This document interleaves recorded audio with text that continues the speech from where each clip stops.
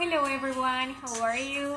I'm really grateful for having this opportunity to introduce myself, and I will start answering the first question that is about what I love the most about being a teacher. And I have to talk about giving my students practical tools for their social development. And I am not only talking about learning how to talk in English and read English and write in English, but also about being a good influence on their way to see the world. And that's related to the second question you asked, that is the most challenging part about being a teacher. I think that if you want the learning experience to be complete and to have a good result at the end, you have to take into account their emotional backgrounds, their social backgrounds too.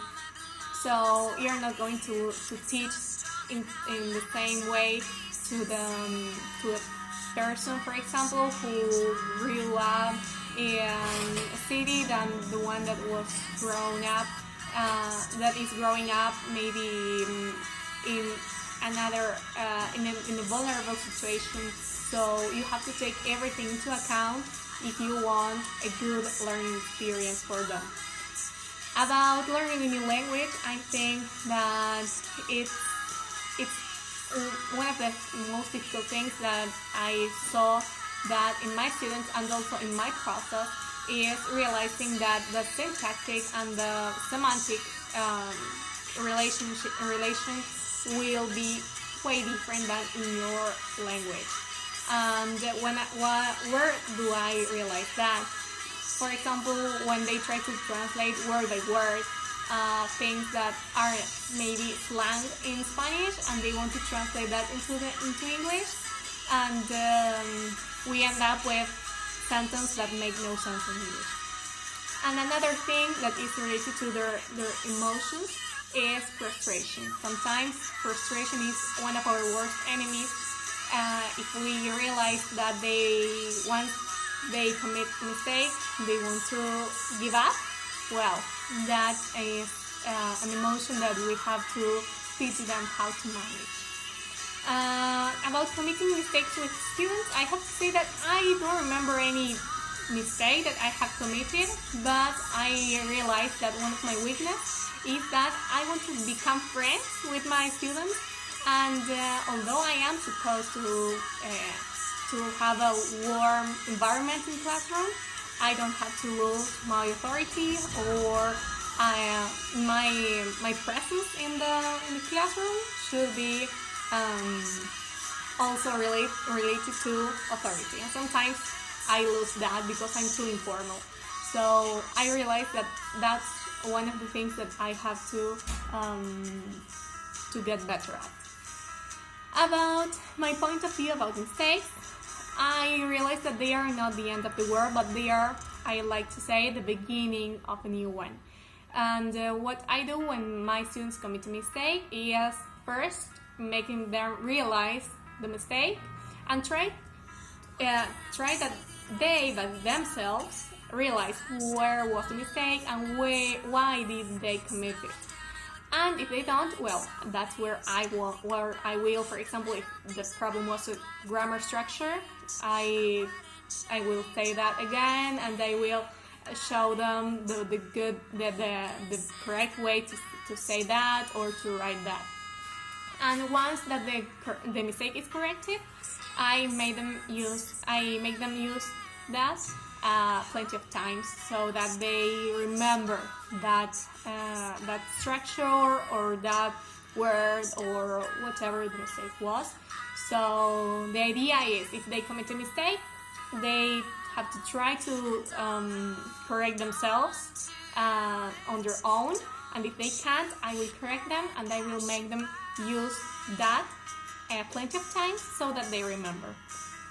And about untalkative or nervous students, first of all, I think that we have to know if it's their personality, if that's normal for us, or if something happens to them, maybe at their houses, and to keep the communication open if they want to talk to me.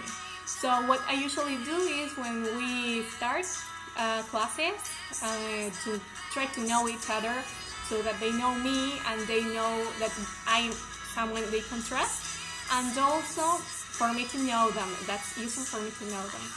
So I always try to be warm and motivational for them, and I always try to talk in private so that they know that they have someone they can trust if they need something like that. And about the company culture, I think it's one of the most important things at the time of being a teacher.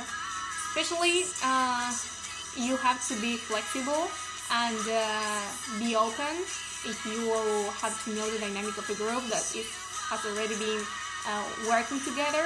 So I would say that you have to develop values before, and you have to know the values the group has, and so that we can build up a team. And I always say that teachers have to be a team, because we need to be a contention net for our students. I love the concept of the contention net because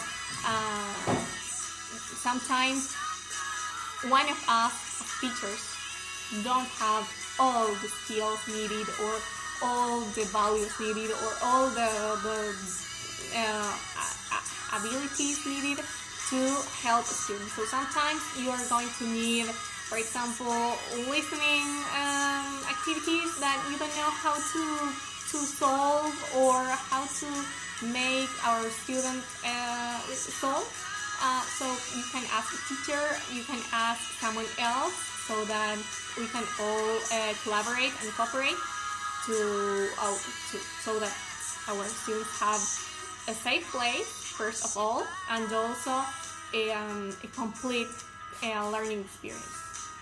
And about craving English, the last question, I would like to know what to expect from a new teacher, and the resources available for the professionals that are working there. For example, I don't know if you have a platform maybe, or if you work with books, or if you work with literature, or any resources available. I would like to know what are them. And the last thing I want to say is to thank you for considering my profile, and I will look forward for your response. So thanks a lot.